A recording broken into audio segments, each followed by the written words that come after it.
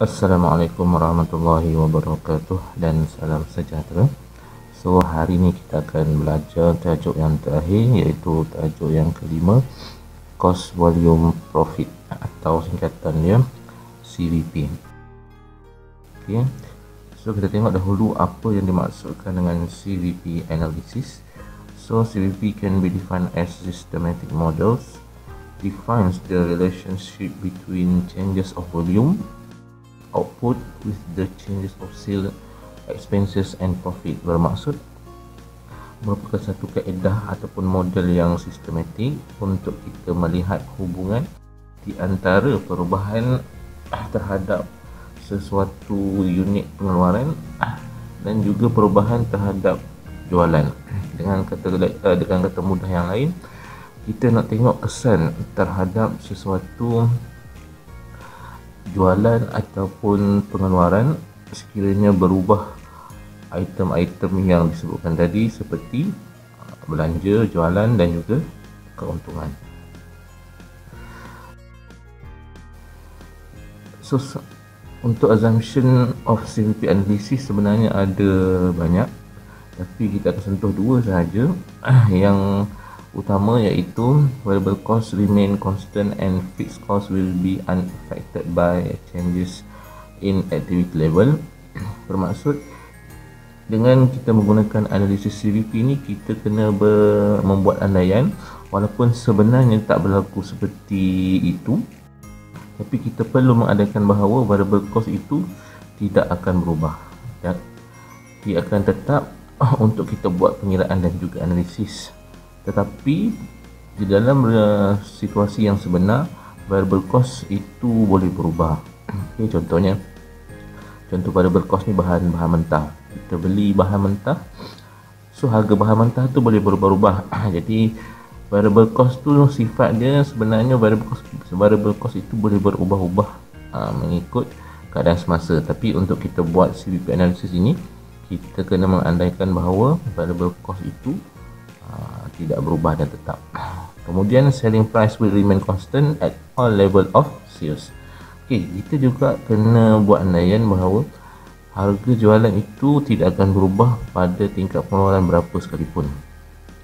Padahal kalau dalam situasi sebenar, semakin banyak kita beli, so semakin tinggilah potensi untuk kita mendapat harga diskaun, iaitu pada harga jual yang lebih rendah. Tapi untuk CVP analysis, kita kena buat andaian bahawa semua itu tidak berubah. So yang pertama, variable cost remain constant. Yang kedua, the selling price will remain constant. Okey, seterusnya yang paling penting dalam CVP analysis ni adalah pengiraan. So untuk kita buat pengiraan, terdapat beberapa formula utama yang anda semua perlu tahu lah. Okey, formula dia yang pertama adalah untuk mencari total revenue. TR refer to total revenue. Total revenue is equal to P price times dengan X, itu adalah unit. Jadi total revenue equal to selling price ataupun price darabkan dengan unit. Okey, itu yang pertama untuk kita mencari jumlah hasil.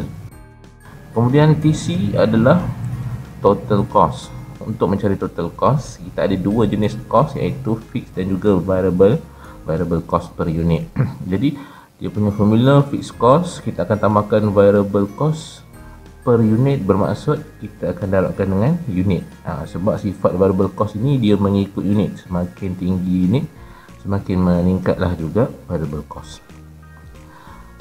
So itu asas dia untuk kita mencari profit. So profit equal to total revenue, hasil yang kita dapat kita tolakkan dengan total cost. So kalau kita berniaga, kita buat jualan, so jumlah hasil jualan kita tu kita akan tolakkan dengan semua kos yang terlibat. Okey, dalam topik ini kos itu merujuk kepada dua benda, iaitu fixed cost dan juga variable cost. Jadi kita boleh panjangkan dia, kita boleh kembangkan formula profit tersebut menjadi total revenue, iaitu harga jualan price darabkan dengan X, itu adalah quantity, tertolakkan dengan dalam kurungan fixed cost plus dengan variable cost. X itu juga merujuk kepada unit yang sama seperti P times X. BCX pun sama juga. X itu seharusnya nombor itu, dan sepatutnya bilangan unit tersebut kena sama lah. So kalau kita ringkaskan, kita buang dia punya kurungan, profit equal to PX tolak dengan FC tolakkan dengan VCX. So harga darabkan dengan quantity tolakkan dengan fixed cost tolakkan dengan variable cost darabkan dengan quantity. Okay, itu dia formula utama, iaitu ada 3 je yang perlu anda ingat, iaitu total revenue equal to PX, kemudian total cost sama dengan FC plus VCX, dan formula untuk mencari profit equal to PX tolak FC tolak VCX.